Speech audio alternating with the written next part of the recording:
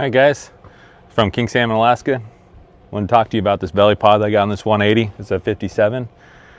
This belly pod here is made by Piatt in Wasilla out of the furman mold that they made a lot of them with.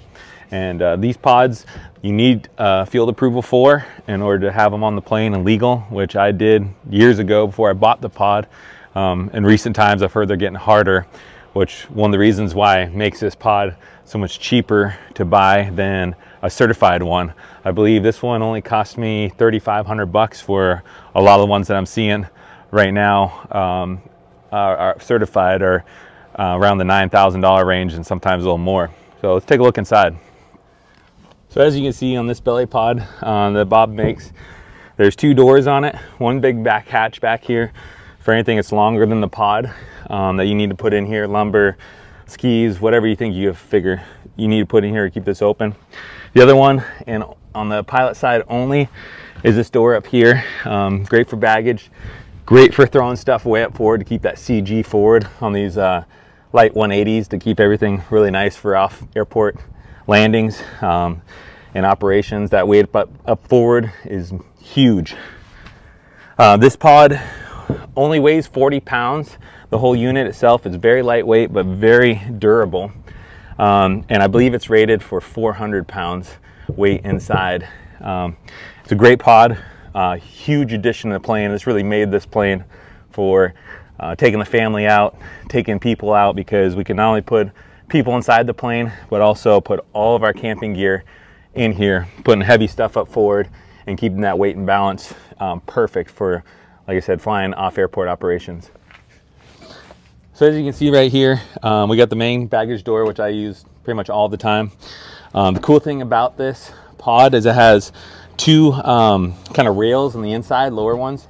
So if you get any rainwater inside, it drains into these rails, and I drilled the hole in it and lets any rainwater out. One of the things I did on installation was I did throw a light bead of silicone all the way on top of the seal, which really helps with any rainwater intrusion. I'd say that's the only thing you need to be very cautious about when getting one of these, is they're not waterproof if you're leaving the plane for a long amount of time.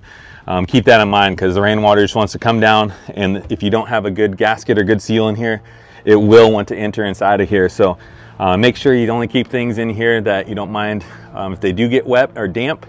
And also, if you do mind, make sure they're covered up, Ziploc bags. But for day flying, stuff like along those lines, you'll never have an issue, but just be aware of that. So one of the things to consider when you're picking out the color for your belly pod is, I see a lot of them come in white.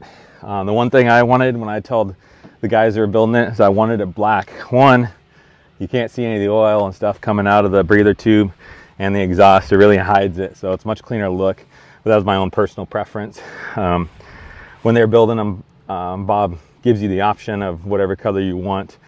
Some colors are a little more expensive, and I think the two main colors he does is white and black. Like I said, I chose black because I wanted to hide everything. Here's one last view from the other side. Like I said, you can kind of see what you're working with. There's no door on this side, which is fine. Obviously the exhaust runs down the side, which is nice, so we don't get any grease or oil on the other side of the belly pod as we do this side, because this is where everything kind of comes out. At least in my particular case, my breather tube hugs more of the co-pilot side of the firewall. But you can see she is pretty dirty right now, but she cleans up very nice. I can't say enough good things about the guys that build these things, and they're great quality. This really made this plane a family cruiser. Like I said, we can really put most of our stuff we want up forward. Almost all of our camping gear and baggage for 4 people can go in here, and this thing just goes. It's a great addition to the plane.